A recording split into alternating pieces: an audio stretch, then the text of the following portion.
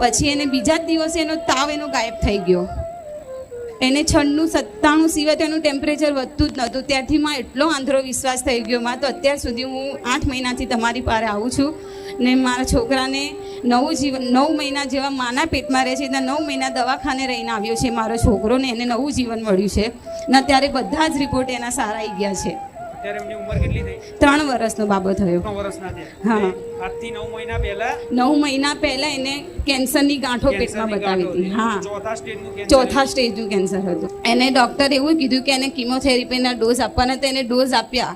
અત્યારે કોઈ સહન નહીં કરી શકતું. માં તમારી કૃપાથી અને મારી માતાની કૃપાથી બધું માં છોકરો આમ 9 મહિના આમ હેવી ડોઝ સહન કરીને માં આવ્યો છે. નવું જીવન મળ્યું છે એને. માં તમારી પાસે આવ્યા પછી ઘણું બધું અમને શીખવા મળ્યું છે. માં ને ભક્તિ જાગી છે. માં અત્યારે જે કેન્સરની ગાંઠો હતી એ ગાંઠો પણ ઓગળી ગઈ, બધી જ ઓગળી ગઈ. પહેલા તો 2 ડોઝમાં જ ઓગળી ગઈ હતી.